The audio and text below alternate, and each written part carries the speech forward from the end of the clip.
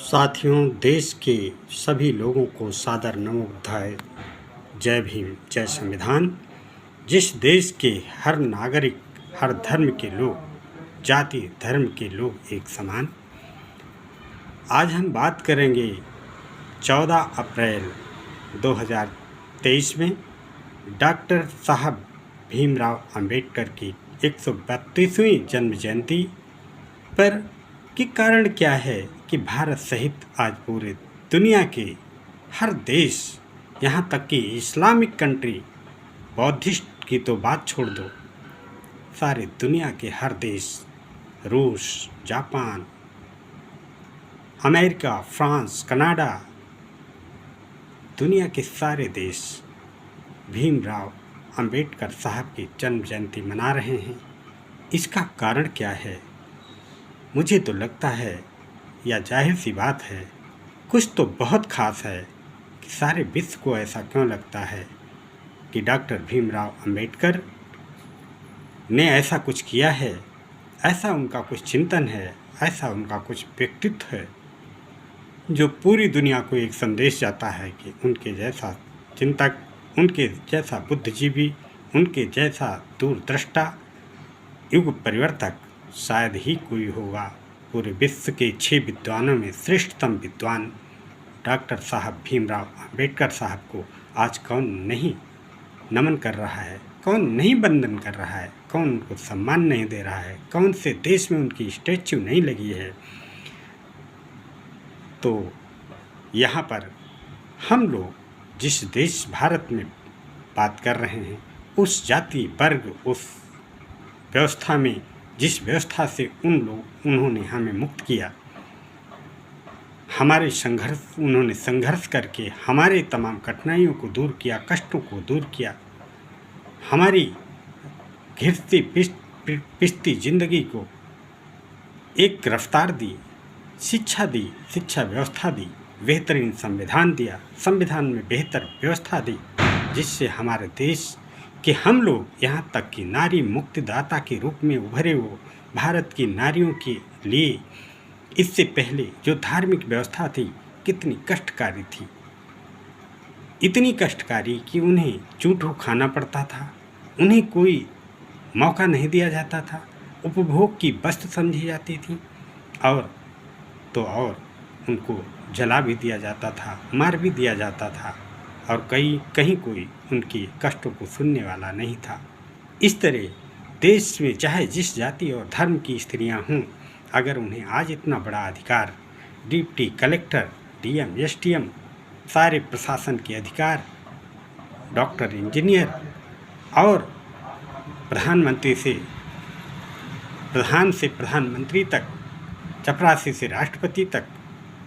हर जगह अगर उन्हें पहुंचाने का अधिकार दिया, तो वो संविधान के रूप में लिख करके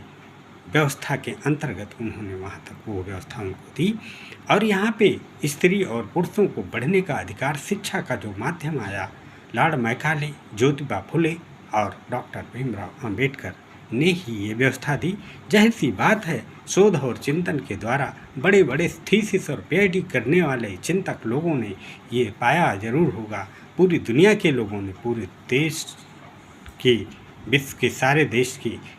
आविष्कार, खोजकर्ता, शोधकर्ता, अनुसंधान करता और लेखक, रिसर्चर, सारे लोगों ने ये जरूर कुछ पाया है कि विश्व के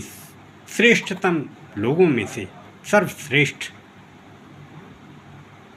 डॉक्टर भीमराव अंबेडकर का चिंतन जरूर है। इसलिए पूरी दुनिया में एक साथ एक दिन अगर किसी की जन्म जयंती मनाई जा रही है, तो वो सिर्फ ये पता चलता है, खोजों से पता लगाने पर, और मीडिया के माध्यम से, इलेक्ट्रॉनिक और प्रिंट की मीडिया के माध्यम से पता चलता है कि बाबा साहब पूरे विश्व में हैं, इनका विचार पूरे विश्व में है, इनकी श्रेष्ठता पूरे विश्व में है, इनके मानसिक चिंतन पूरे विश्व को पसंद हैं, और इन्होंने पूरे विश्व के सारे प्रजातांत्रिक देश के कानूनों को पढ़कर एक उसमें से सर्वश्रेष्ठ निकाल करके पूरे भारत के लिए वो जो संविधान निर्मित किया, उसमें कहीं से भी कोई कमी नहीं है। सारे लोगों के लिए, सारे धर्मों के लिए, सारे जातियों के लिए ऊंच और नीचों के लिए, अमीर और गरीबों के लिए सारी व्यवस्थाएं उन्होंने सुनिश्चित की हैं। इसलिए उन्हें लगता है जिन देश के लोगों ने यहाँ के संविधान को पढ़ा, उन्होंने देखा कि दुनिया के श्रेष्ठतम चीज़ों में उन्होंने इस संविधान में शामिल किया। उन्होंने अपने जीवन में सारे कष्ट सहे, संघर्ष किया, खुद तमाम भूमियों में रहे और खुद के पत्नी और बच्चे अभाव में रहे, यहाँ तक कि उनके 4 बच्चे, इतिहास से पता चलता है, सुनने में पता चलता है, लेखों से पता चलता है, अभिलेखों से पता चलता है कि वो ख़त्म हो गए। लेकिन वो भारत भूमि के इतनी बड़ी आबादी के जो समाज, समुदाय और संप्रदाय या वर्ग से थे, उनको उन्होंने मुक्त कराया। धन्य बाबा साहब, जो 1.5 अरब की आबादी में से 1.25 अरब की आबादी के लोगों को जो मर रहे थे, जिनका जीवन जा रहा था, कष्ट में बीत रहा था, उनको वेंटिलेशन दे करके, उनको नई ऑक्सीजन दे के, नई स्फूर्ति, नई ऊर्जा दे के जीवन दान दिया। ऐसे बाबा साहब की 132वीं जन्म जयंती पर मैं डॉक्टर शिवकरण कर्मयोद्धा सारे देश को बधाई और शुभकामनाएं देते हुए सभी लोगों को वंदन, इस्तकबाल और जय भीम, जय भारत करते हुए सभी का स्वागत और सम्मान करता हूँ और उन्हें जय भीम, नमो बुद्धाय कहते हुए हम विराम लेते हैं और उन्हें बार बार वंदन करते हैं। साथियों, जय भीम, नमो बुद्धाय, जय संविधान। जिस देश की